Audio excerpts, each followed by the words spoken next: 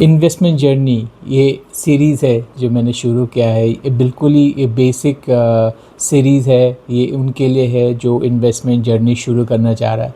तो ये मेरा सेकंड वीडियो है। तो पहले वीडियो उम्मीद है आपने चेक किया होगा बेसिक इन्वेस्टमेंट जर्नी के ऊपर। तो रिस्क मैनेजमेंट जो एक इम्पॉर्टेंट कैटेगरी है या इन्वेस्टमेंट जर्नी में, तो आज वो हमारा टॉपिक रहेगा।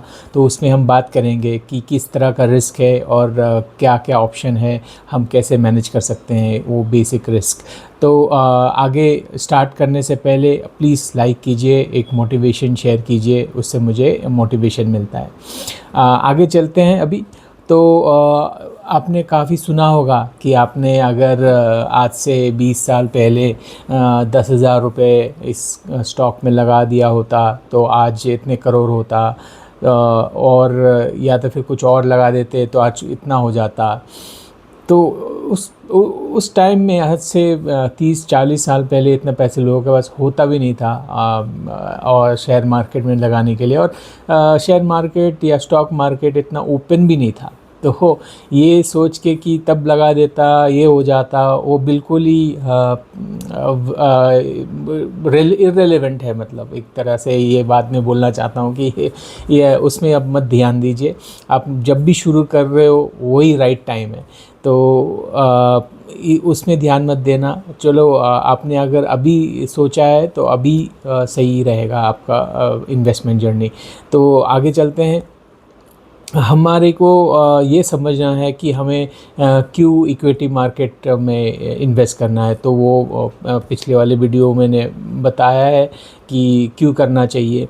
तो ये बिल्कुल जानना ज़रूरी है आपको कि ये रिस्क में जो इक्विटी मार्केट है ये रिस्क है, इसमें रिस्क है, बिल्कुल रिस्क है। इट्स हाई रिस्क गेम नहीं बोलूँगा, but yes it's an high risk investment journey. But उस रिस्क को भी हम लो कर सकते हैं या फिर मिटिगेट कर सकते हैं। कुछ ऐसे टेक्निक हम प्लग इन कर सकते हैं जिसमें से हमारे रिस्क जो है वो कम हो जाए। तो पहले हम रिस्क शुरू करने से पहले हमें क्रिटिकल जो है पॉइंट्स वो कवर करना है। अपना सेफ्टी नेट जो क्रिएट करना है वो मैंने एक्चुअली पिछले काफ़ी सारे वीडियोस में भी बोला है। तो ये सीरीज़, सिंस ये एक सीरीज़ है तो ये एक part of one of the episode video है। तो इसमें मैं थोड़ा सा बोलूँगा कि ये सेफ्टी नेट के लिए क्या क्या करना चाहिए। तो सबसे पहले बात तो ऑब्वियसली सेविंग और इनकम। तो ऑब्वियसली आप जॉब कर रहे हो तो आपका इनकम है, और इनकम है तो आपको और दूसरी चीज़ ये करना चाहिए कि आपको सोचना चाहिए कि आपका इनकम जो है उसको कैसे और आप बढ़ाओ। आप अपने स्किल सेट पे ध्यान दो ताकि आपका इंक्रीमेंट अच्छा हो, या फिर आप दूसरे जॉब के लिए तैयारी कर रहे हो हाई सैलरी के लिए तो आप प्रिपेयर हो उस पर। तो वो एक तरीका है, आप अपना सैलरी जो इनकम है उस पर ध्यान दीजिए, उसको इंक्रीज़ कीजिए। सेकेंड जो इम्पोर्टेंट है, इमरजेंसी फ़ंड वो हाईली लिक्विड होना चाहिए। मतलब कभी भी आपको चाहिए तो आप उसको एक्सेस कर पाए। तो इस तरह का एक कॉर्पस आप ऑब्वियसली बना के रखना। तो इमरजेंसी फ़ंड कितना होना चाहिए, अगेन ये तो आप पे या फिर अगले बंदे पे डिपेंड करता है, सबका अलग अलग नीड है। तो बेसिकली ये बोला जाता है थंब रूल की 6 महीने के जो बेसिक नीड है अपना रेंट, ग्रोसरी और इम्पॉर्टेंट बिल्स, ये तीन चीज़ का कवर करने के लिए एक इमरजेंसी फ़ंड होना चाहिए एटलीस्ट फॉर 6 मंथ्स। तो ये एक पॉइंट हो गया। और दूसरा है इंश्योरेंस। काफ़ी सारे इंश्योरेंस है मार्केट में, बट इम्पॉर्टेंट जो मैं फ़ील करता हूँ वो है हेल्थ इंश्योरेंस। हो सकता है कि आपके पास ऑलरेडी हेल्थ इंश्योरेंस हो, कंपनी के साइड से आपको दे रखा हो, बट अगेन अंडरस्टैंड वो आपका इंश्योरेंस नहीं है, वो कंपनी ने दिया है। जब तक आप कंपनी के साथ हो वो इंश्योरेंस वैलिड है। जिस दिन आप कंपनी छोड़ देते हो तो कंपनी वो इंश्योरेंस इनवैलिड हो जाता है। तो एक पर्सनल इंश्योरेंस होना बहुत ही इम्पॉर्टेंट है। और कोशिश करना कि एक हाई क्वालिटी इंश्योरेंस लेना जिसमें मतलब सारे पॉइंट्स कवर हो, उसमें मत कंप्रोमाइज़ करना। दूसरी चीज़ जो है इन्वेस्टमेंट डाइवर्सिफिकेशन, तो ये इसमें और एक वीडियो में हम कवर करेंगे इसको, बट बेसिकली मोटा मोटा समझते हैं कि हमारे जो इन्वेस्टमेंट है सिर्फ एक ही जगह नहीं होना चाहिए। जैसे कि ऑलरेडी आप जॉब कर रहे हो तो आपका पीपीएफ कट जाता होगा सैलरी से, तो एक वो भी एक इन्वेस्टमेंट ही हो गया, लेकिन वो उस पर लॉक इन पीरियड है जो एम्प्लॉई अपना एम्प्लॉयर काटता है। और दूसरा किसी आजकल कंपनीज़ में एनपीएस भी अलाउड है, तो वो भी एक तरह का डाइवर्सिफिकेशन हो गया, एक डेप्थ फंड में बोल सकते हैं, या फिर एक गवर्नमेंट पेंशन प्लान हो गई। तो दूसरा आप जब इक्विटी मार्केट में जा रहे हो सिर्फ इक्विटी मार्केट में नहीं करो इन्वेस्टमेंट, और भी थोड़े बहुत जैसे लैंड हो गया, रियल इस्टेट, जो अपने पेरेंट्स जो है वो बोलते हैं कि लैंड ले लो थोड़ा बहुत, अगर हो सके तो उसमें भी थोड़ा इन्वेस्टमेंट करना। बट चलो वापस आते हैं इक्विटी मार्केट में। तो इक्विटी मार्केट, स्टॉक मार्केट का जो रिस्क है वो अलग किस्म का रिस्क है। इसमें बहुत लोग कहते हैं कि हाई रिस्क हाई रिवॉर्ड, तो वो हमें समझना है। तो रिस्क एपेटाइट हमें समझना है कि क्या हमारा रिस्क एपेटाइट है। जैसे कि आप अभी अगर जॉब शुरू किया अभी आप 20 साल से लेके 27 साल के हो आप, तो आप बिल्कुल यंग हो अभी, तो आपका जो रिस्क टेकिंग कैपेबिलिटीज़ है बिल्कुल हाई रहेगा। ऑब्वियसली काफ़ी सारे कैटेगरी में शायद नहीं हो, क्योंकि इस एज में जनरली ये है कि आपका ज़्यादा रिस्पॉन्सिबिलिटी नहीं होता है। मैं जैसे फैमिली में अभी भी आपका पेरेंट्स जो है वो उनका इनकम सोर्स है, वो आप पे डिपेंडेंट नहीं है। आपके अब छोटे भाई बहन स्पाउस होंगे, या भाई बहन जनरली सिबलिंग्स, वो आप पे डिपेंडेंट नहीं है। तो आप एक हाई रिस्क ले सकते हो अपनी इन्वेस्टमेंट में। तो दूसरे हो गया जो 28 एंड 33, वो मॉडरेट रिस्क में गिनती किया जाता है, because they are in a stage where they plan to extend their family or adopt a family. They are on the way to extend their family. So उनका जो इन्वेस्टमेंट जर्नी है वो थोड़ा मॉडरेट रिस्क टेकिंग होगा, because उनके ऊपर थोड़ा बहुत लाइबिलिटी रहेगा, राइट, बिकॉज ही और she is trying to extend their family. और उनके खर्चे भी अलग होंगे। वो अभी बैचलर नहीं होंगे, तो उनको घर भी, मकान भी बड़ा चाहिए होगा। और जैसे आप 27 में हो तो आप पीजी में रहते होंगे, या फिर 1 BHK फ्लैट में रहते होंगे। But 28 to 33 you would look for a flat which is at least 2 BHK, which covers your family, and you would obviously have some expenditures. 33 to 40 plus, it's a low risk taking capabilities age group ये माना जाता है। इसमें आप high risk जो high risk वाला investment है उसमें आप ज़्यादा आप अपना परसेंटेज नहीं बढ़ाते, क्योंकि उस एज में आपके बच्चे होंगे, आपके ऊपर पेरेंट्स के रिस्पॉन्सिबिलिटीज़ होंगे, आपके ऊपर कई तरह के रिस्पॉन्सिबिलिटी हो सकते हैं, जैसे EMI हो गया, बहुत सारी चीज़ें होते होंगे उस एज में, होता ही है। जैसे मेरे भी है कुछ, मैं भी उस कैटेगरी में आता हूँ, तो मेरे काफ़ी सारे रिस्क हैं। जैसे बहुत सारे इंश्योरेंस के पैसे देना होता है मंथली, EMIs है, रेंट है, फिर मेंटेनेंस है, फिर काफ़ी सारे बिल्स है। सो ऑब्वियसली इस एज में होता है सबको, तो इस एज ग्रुप में आप हाई रिस्क नहीं ले सकते। तो चलो समझते हैं कि जो 2027 एज ग्रुप के लोग हैं वो कहाँ इन्वेस्ट कर सकते हैं, तो वो इक्विटी मार्केट में। तो इक्विटी मार्केट में आप स्मॉल कैप जो होता है, स्मॉल कैप फंड या स्मॉल कैप स्टॉक्स, उसमें आप इन्वेस्ट कर सकते हो। तो स्मॉल कैप समझते हैं वेरी ब्रीफली क्या होता है। सो स्मॉल कैप जो है वो एक एमर्जिंग कंपनी होता है जो 5,000 करोड़ से नीचे कंपनी होती है, जो अभी अभी शुरू किया है, इनको अभी फंडिंग मिली है या फिर 1-2 साल हुआ है मार्केट में। तो इनका ग्रोथ पोटेंशियल बहुत ज़्यादा है, बट इनको टाइम लगेगा। तो आप अगर स्मॉल कैप कैटेगरी में इन्वेस्ट कर रहे हो तो आपका जो इन्वेस्टमेंट हॉराइज़न है होना चाहिए एटलीस्ट मिनिमम 10 साल।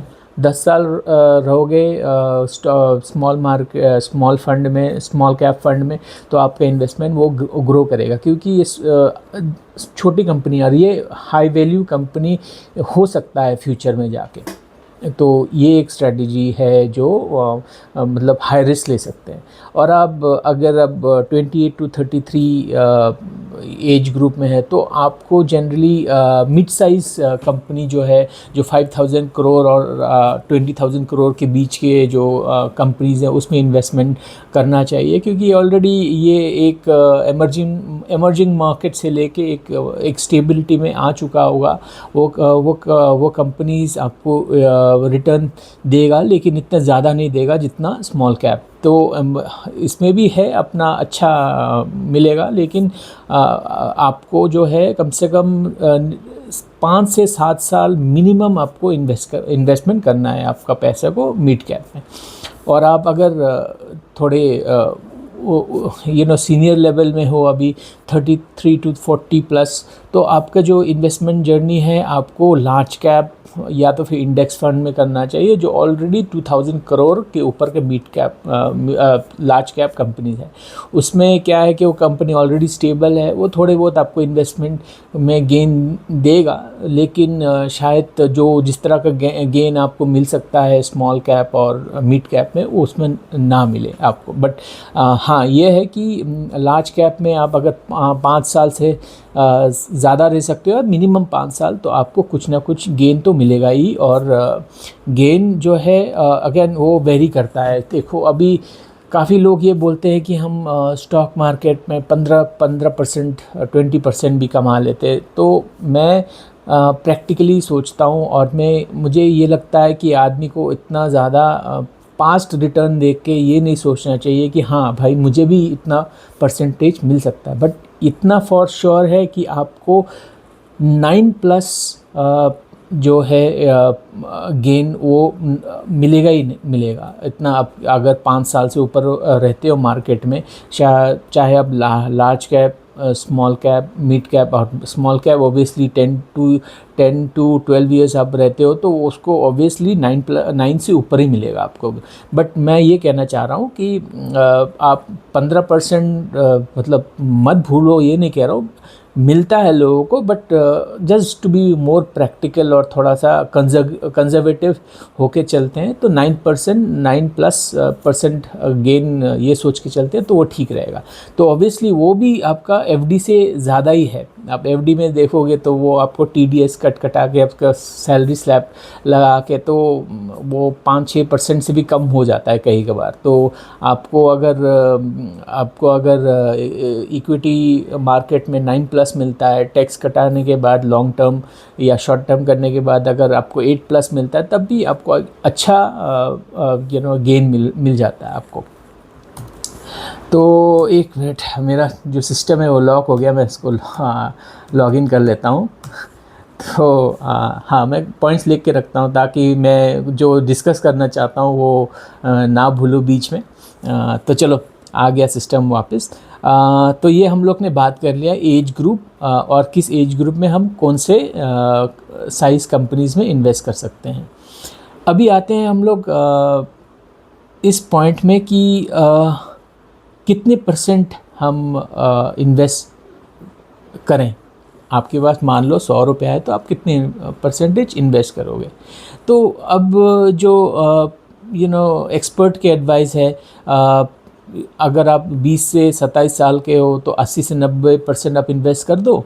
अगर आप 28 से 33 एज ग्रुप में हैं तो 70 to 80%। अगर आप 33 to 40 या 40 प्लस हो तो 50 to 60% इन्वेस्ट करो।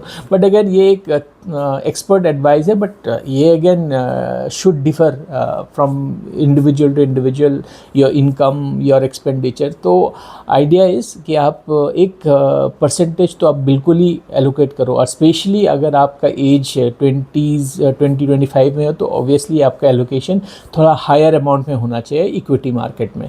तो आपको उसमें से क्या होता है कि लॉन्ग टर्म में आपको फ़ायदा भी ज़्यादा मिलेगा। तो जो ऑलरेडी एज्ड ग्रुप 30-35-40s में है तो वो उनका भी ये नहीं कह रहा हूँ कि वो हाई रिस्क में नहीं डाल सकते हैं। कहीं लोग हैं जो अच्छे इनकम है, उनका इनकम फ्लो अच्छा है, उनके जनरेशनल वेल्थ है, तो वो भी हाई रिस्क ले सकते हैं। बट जनरली ये एडवाइस है कि आप अगर एज ग्रुप 20s में 25 में है तो आप 80 to 90% इन्वेस्ट कर सकते हो। अगर आप एज ग्रुप 28 to 33 आपकी रिस्पॉन्सिबिलिटी आने वाला है तो आप जनरली 70 to 80% ऑफ अमाउंट आप इन्वेस्ट कर सकते हो।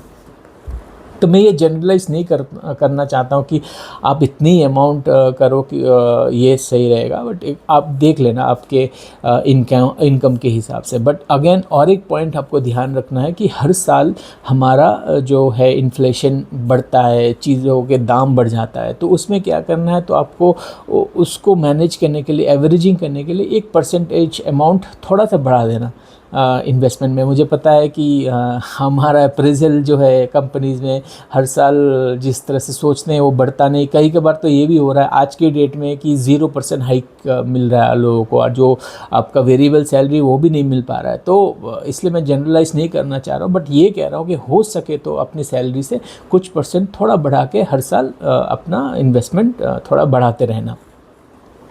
ये चीज़ जो है ये भी एक part of risk management strategy है। और दूसरी चीज़ रिस्क जो है आपका टैक्सेशन, ये भी बिल्कुल आपको समझना है। आप कहीं भी इन्वेस्ट करते हो और आप उसको इन्वेस्टमेंट को अगर 2 साल के अंदर बेच देते हो तो आपको शॉर्ट टर्म कैपिटल गेन जो है 20% कुछ वो लगेगा।